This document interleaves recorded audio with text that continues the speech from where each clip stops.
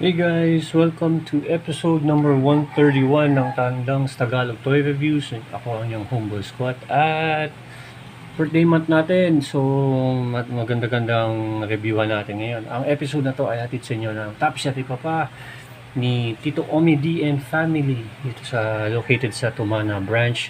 At syempre, Mikey's Burger House sa Lamuan branch ni Tito Vehe and Family. Hello sa inyo. At hello nga pala kay Tito Ferman and family dyan sa Nueva Ecija.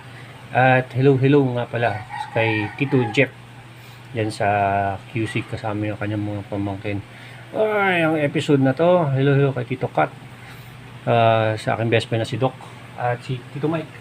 Ay, ang episode na to, episode number 131, ang i-review natin ay Multiverse The Joker. Yan. Infinite Frontier version. Yan. Unahan ko na, hindi niya kamukha ito. Diba?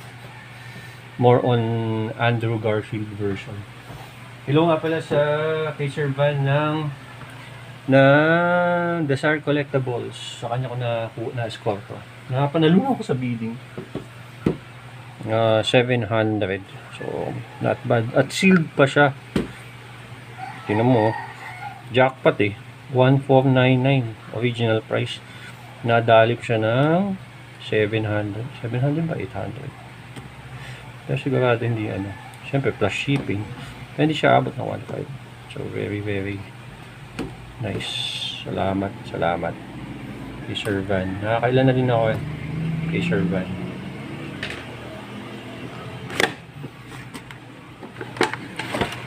Oh, yun.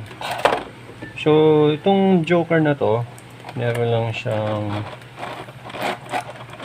kasamang punyal. Yan. Hello nga pala sa kapatid kong si Bella at si Gory, all the way from the US. At yung mga kamag-anak ko dyan sa US at mga classmates ko. Hello. Yun.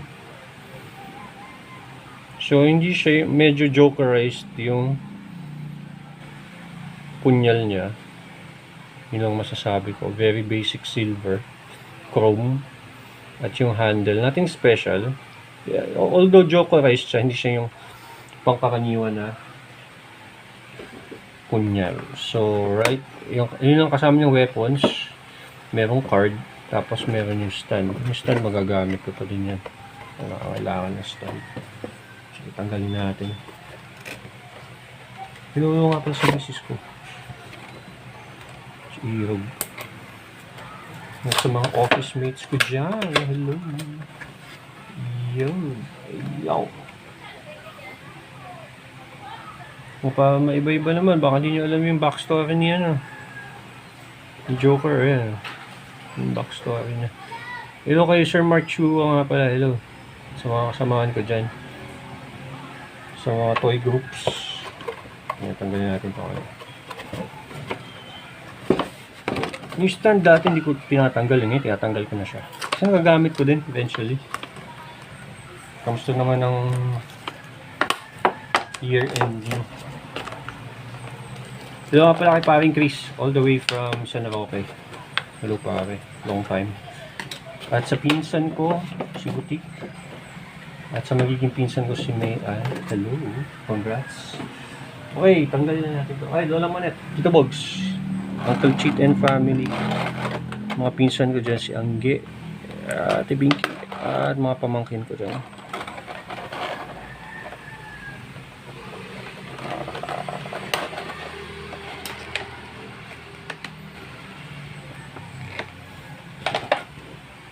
Gusto na naman yung ubot sipon niya, so ingatan yung mga chikiting niya. Dos anak ay inuubot si sipon. Ay, okay, tanggalan natin si New Frontier Joker. I'd like to call him the Debonair Joker. Actually, kamukha niya si Andrew Garfield yung dating yung buhok nakatayo.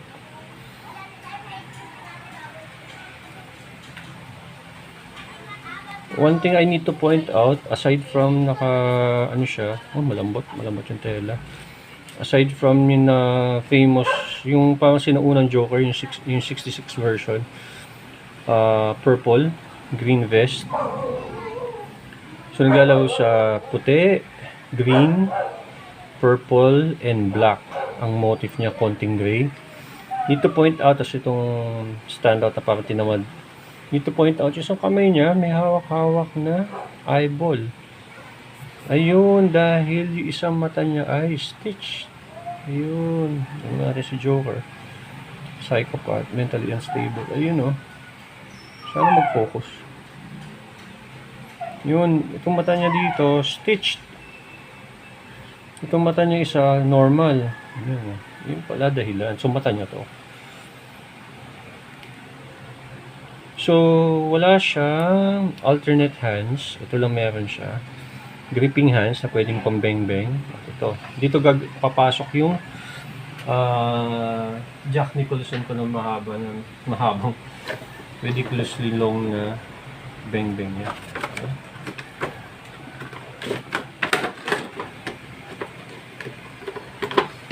So, sukatin na natin siya.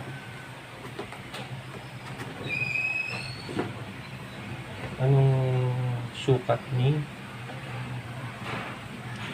Joker? Ito. Oy, mag-focus ka. Yung si Joker ay siya ba ay 6 inches? 7 inches at sobra. 7.5. Roughly. So, pag tinabi na rin siya kay Nightfall Batman natin. Pwede. Not too big, not too small. Yes. Pwede siya sa mga Nightfall. Okay siya. Expected ko naman. Okay. Articulation na tayo. So, ang head niya ay nakapeg. Ikot 360. Yuko niya is ganun. Tingala niya, ang ganda lang siya. Meron siyang 360 rotation. Meron ba siya tawag dito? Butterfly joint. Nakatago. Umiikot. Yes. Double. Maganda yung double ano niya. Hindi masagwa. Ayan. Abs is very limited. Meron ba siya ikot? Meron siya ikot. Ang sipa niya ay umaabot hanggang doon. Ayun, figure na siya. Ever since ganyan na yan. Hindi na nabago ni ano yan. Ang kanyang kick ay not too bad. Isa to sa pinakamagagandang Joker na nakita ko kasama yung Heath Ledger Joker. So Heath Ledger Joker medyo kamukha talaga. Ito naman pinaka-best comic book adaptation na nakikita ko. Kasi yung sinaunang Joker na alala ko sa kanya, left chin pa. Wala siya dito yung wala.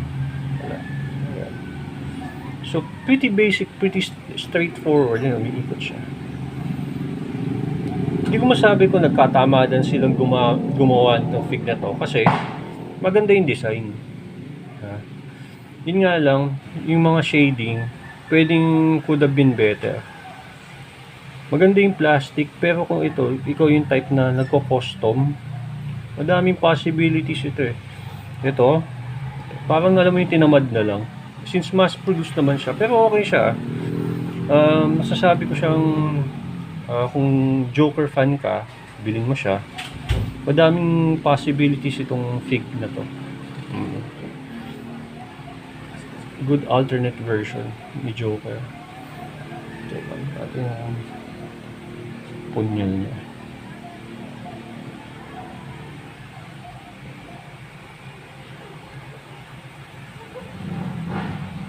Yes. Looks pretty good. Yeah. So 1 to 10, 10 being the highest, solid 8 to, solid 8, 8.5. Yung nakatayo lang siya, hindi siya boring na figure. Kasi yung mukha, underrated in my book. Daming possibilities. Ito pwede itabi to dun sa Harley Quinn na si pangalan nito, si Margot Robbie. Alright guys, maraming salamat sa inyo patuloy na pagla-like, share, and subscribe sa aking walang kakwenta-kwentang YouTube channel. What could make this fig better? Alternate hands, nakasuntok, daming potential tong figure na to. Like na like. And once again, ito yung Homeboy Squad. Wait for episode 132. Salamat sa inyong patuloy na pagla-like, share, and subscribe. Bye-bye!